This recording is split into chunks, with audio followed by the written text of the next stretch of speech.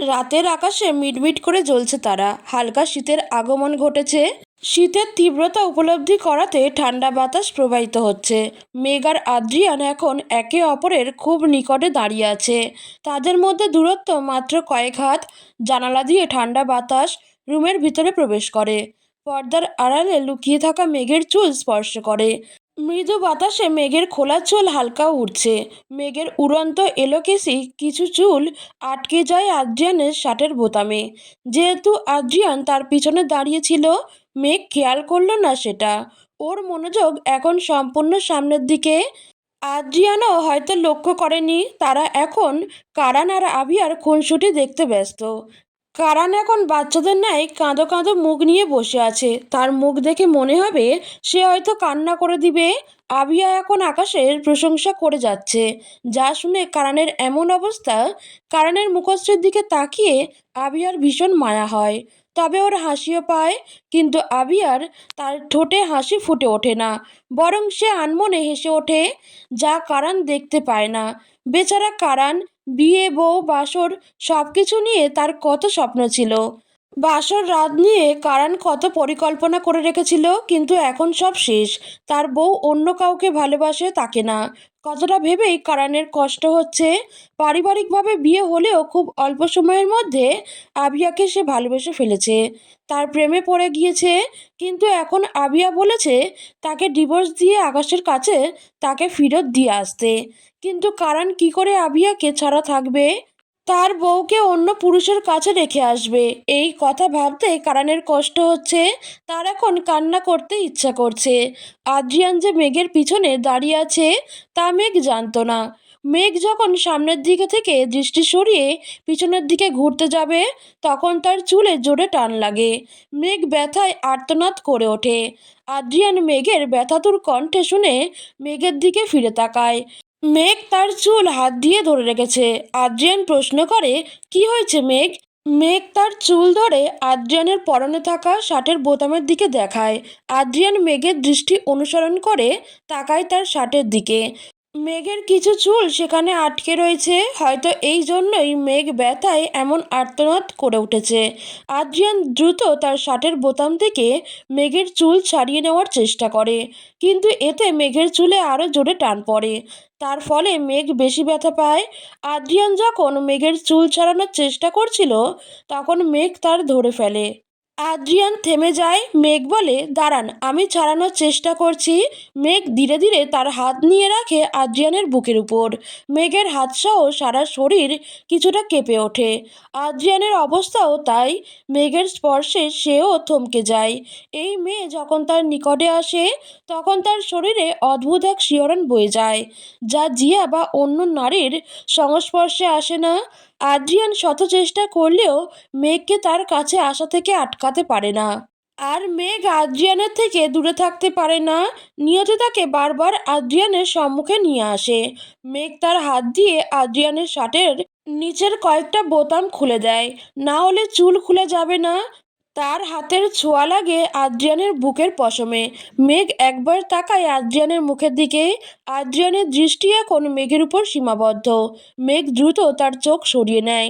এরপর তার হাত চালায় শার্টের বোতাম থেকে একটা একটা করে চুল ছাড়ায়।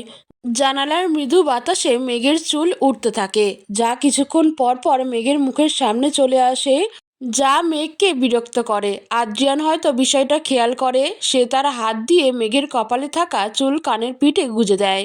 মেঘ শুকনো ঢুক গিলে। এরপর যত তাড়াতাড়ি সম্ভব মেঘ তার চুল ছাড়িয়ে নেয়। মেঘ আর আদ্রিয়ানের ঘনিষ্ঠ মুহূর্তের মধ্যে হঠাৎ করে সকল কাজিনরা চিৎকার করে ওঠে। মেঘ আর আদ্রিয়ান পিছনে ফিরে তাকায়।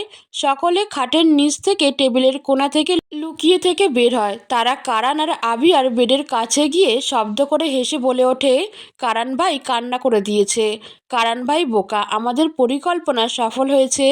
কারান সকল কাজিনদের দেখে অবাক হয়ে যায়। রুমের দরজা বন্ধ, তাহলে এরা কি করে ভিতরে ঢুকলো? কারান অবাক হয়ে তাকায় আভিয়ার দিকে।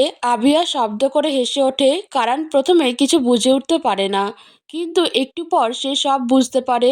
এইসব যে এই শয়তান কাজিনদের পরিকল্পনা তা বুঝতে পারে। কারান বেড থেকে নেমে বলে, এইসব কিছু তোমাদের পরিকল্পনা তাই না? আর একটু হলে আমার হার্ট অ্যাটাক হয়ে যেত, আর তোমরা হাসছো। দাঁড়াও, সবগুলো আজ যদি কান ধরে উঠবোস না করাই তবে আমার নাম কারান না। কারান যখন কাজিনদের দিকে অগ্রসর হয় তখন পর্দার আড়াল থেকে বের হয় আদ্রিয়ান আর মেঘ। তারা বেডের কাছে যায়। কারান আদ্রিয়ানকে দেখে অবাক হয়ে যায়। কারান বলে, আদ্রিয়ান তুই এখানে? তুইও কি সকলের সাথে লুকিয়ে আমার বাসর ঘরে বসেছিলি? তোর থেকে এমন বাচ্চামির আশা করিনি আমি। কারানের কথা শুনে আদ্রিয়ান তার কাছে আসে, এরপর বলে, বিশ্বাস কর আমার কোনো দোষ নাই, সব দোষ এই শয়তান কাজিনদের। তবে তোর কান্না মিশ্রিত মুখ দেখে ভীষণ ভালো লাগছিল। বাসর করার শখ মিটেছে এখন তোর? কারান আদ্রিয়ানের দিকে দাঁত কটমট করে তাকায় আর বলে, আমার ইমোশন নিয়ে মজা করস তুই? তোর বাসর ঘরে যদি এমন শয়তানি আমি না করি তবে আমার নাম কারান না, আর একটু হলে আমার হার্ট অ্যাটাক হয়ে যেত। কারানের কথা শুনে উপস্থিত সকলে হেসে দেয়। এরপর সকল কাজিনরা বিদায় নেয়। বিদায় নেয় বলতে এক প্রকার কারান সকলে রুম থেকে বের করে দেয়। এখন শুধু রুমে আদ্রিয়ান আর মেঘ রয়েছে। আদ্রিয়ান চলে যাওয়ার আগে একবার আভিয়ার দিকে তাকায়। আভিয়াকে দেখতে কিছুটা নার্ভাস মনে হচ্ছে। বাসর রাতে সকল মেয়েদের মধ্যে একটু ভয় আর উৎকণ্ঠা কাজ করে। আদ্রিয়ান কারানকে বলে, কারান একটু রুমের বাইরে আয়, তোর সাথে কিছু গুরুত্বপূর্ণ কথা আছে। কারান আদ্রিয়ানের সাথে রুমের বাইরে চলে আসে। মেঘ গিয়ে বসে আভিয়ার কাছে। ওরা দুষ্টু মিষ্টি কথা বলতে থাকে। আদ্রিয়ান কারানকে নিয়ে ছাদে চলে যায়। ছাদের সিঁড়ি দিয়ে উপরে ওঠে। ছাদে পৌঁছাতে কারান বলে, বল আদ্রিয়ান, কি কথা আছে তোর আমার সাথে? আদ্রিয়ান শান্ত স্বরে বলে ওঠে, তোর বাসর রাত নিয়ে কি পরিকল্পনা? কারান নির্লজ্জের মতো বলে ওঠে, কি আর পরিকল্পনা থাকবে? বিয়ে করেছি বাসর রাতে বউয়ের সাথে ভরপুর রোম্যান্স করব। কারান এমন কথা বলবে তা আদ্রিয়ান জানে। আদ্রিয়ান বলে, তুই কি খেয়াল করেছিস আবিয়া তোকে ভয় পাচ্ছে? ওর হাত পা কাঁপছিল রীতিমতো। আবিয়াকে ছোঁয়ার বৈধতা তোর এখন আছে আর সব সময় থাকবে। তবে বিয়ের প্রথম দিনে এমন কিছু করিস না যার ফলে ভবিষ্যতে ও তোকে ভয় পায়। আদ্রিয়ানের কথাটা কারণ হয়তো বুঝলো। সেও খেয়াল করেছে আবিয়া তাকে দেখে ভয় পাচ্ছে। কিন্তু বাসর রাতে রোম্যান্স করা কারানের স্বপ্ন ছিল। কারান বলে, কিন্তু বাসর ঘরে রোম্যান্স করা আমার স্বপ্ন ছিল আদ্রিয়ান। আদ্রিয়ান কারানের পিঠে হাত দিয়ে বলে, শোন কারান, স্বপ্ন শুধু তোর একা নয়, আবিয়ারও থাকতে পারে। প্রতিটা মেয়ের বিয়ে বাসর এইসব নিয়ে স্বপ্ন থাকে। তোকে আগে আবিয়ার মনের কথা বুঝতে হবে, ওর চাওয়া পাওয়ার বিষয়ে জানতে হবে। হয়তো আভিয়া এইটা চাই সারা রাত তুই ওর সাথে গল্প করবি, কথা বলবি, ওকে বুকে জড়িয়ে ঘুমাবি। যদি ভালোবাসার মানুষ তোর সাথে থাকে তবে প্রতিটা রাত সুন্দর হয়। বিয়ের শুরুতে তোর স্বপ্ন আর চাহিদা আভিয়ার উপর চাপিয়ে দিস না। ওর মন, ভালোবাসা, আবেগ বুঝার চেষ্টা কর। কারণ হয়তো আদ্রিয়ানের কথা বুঝে। সত্যি সে শুধু তার চাহিদা আভিয়ার উপর চাপিয়ে দিতে পারে না। আভিয়ার হয়তো একটু সময়ের প্রয়োজন। কারান সিদ্ধান্ত নেয়, যখন আবিয়া রাজি থাকবে তখন সে তাকে স্পর্শ করবে। যেটা ভালোবাসা দিয়ে পাওয়া যায় সেটা জোর করে আদায় করার চেষ্টা করা বোকামি। কারান আদ্রিয়ানের কথায় সম্মতি জানায় আর বলে, তোর কথা ঠিক। আমার আবিয়ার সিদ্ধান্ত আর ওর স্বপ্নের মূল্য দেওয়া উচিত। তবে একটা আদ্রিয়ান, এই পৃথিবীতে সবচেয়ে ভাগ্যবতী হবে ওই মেয়ে যে তোর বউ হবে, যাকে তুই ভালোবাসিস। কারানের কথা শুনে আদ্রিয়ান শব্দ করে হেসে ওঠে। তার বউ? সে আবার কাউকে ভালোবাসে? যে নারী জাতিকে সহ্য করতে পারে না সে আবার কোনো নারীর প্রেমে পড়বে? অসম্ভব বিষয়। আদ্রিয়ান বলে, তোর মতো বিয়ে বউ নিয়ে পাগলামি এই আদ্রিয়ান করে না। আর আমি নিজের কেরিয়ার ছাড়া অন্য কিছুকে ভালোবাসি না। ডক্টর আদ্রিয়ান রেদওয়ান, যখন সত্যি কারো প্রেমে পড়বি তখন ঠিকই ভালোবাসায় পাগলামি করবি। হুম যখন প্রেমে পড়বো তখন দেখা যাবে এখন যা, রুমে যা, তোর জন্য আভিয়া হয়তো অপেক্ষা করছে। কারান ছাদ থেকে চলে যায় তার রুমে। কারানকে দেখে মেঘ আভিয়ার রুম থেকে বের হয়ে যায়। অন্যদিকে কাজের লোক কফি রেডি করে সিঁড়ি দিয়ে উপরে উঠে আসে। মেঘ যখন রুম থেকে বের হয় তখন তার সাথে দেখা হয় কাজের লোকের।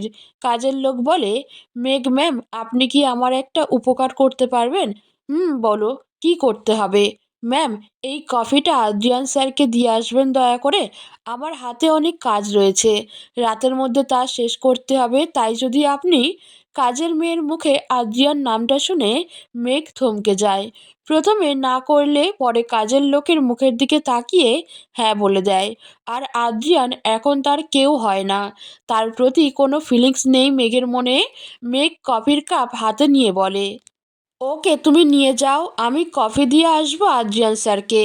কাজের লোক কফির মগ মেঘের হাতে দেয়। মেঘ তা নিয়ে ছাদে চলে যায় আদ্রিয়ানের কাছে। আদ্রিয়ান যখন ছাদে দাঁড়িয়েছিল তখন মেঘ কফি নিয়ে যায় তার কাছে। মেঘ কফি নিয়ে আদ্রিয়ানের পিছনে দাঁড়ায়। মেঘ যখন আদ্রিয়ানকে ডাকতে যাবে তখনই আদ্রিয়ান পিছন ফিরে তাকায়। হঠাৎ করে আদ্রিয়ান পিছনে ফিরায়। মেঘ কিছুটা ভয় পেয়ে যায়। তার হাতে থাকা কফির মগ থেকে কিছুটা গরম কফি তার হাতে পড়ে যায়। যদিও মেঘের হাতে ব্যান্ডেজ করা ছিল, তবুও তার হাতের কনুইয়ে গরম কফি পড়ে। মেঘ ব্যথায় আর্তনাদ করে বলে ওঠে, আহ! আদ্রিয়ান মেঘকে তার পিছনে দাঁড়িয়ে থাকতে দেখে অবাক হয়। এরপর ওর হাতে থাকা কফির দিকে তাকায়। হয়তো মেঘ তাকে কফি দিতে এসেছে।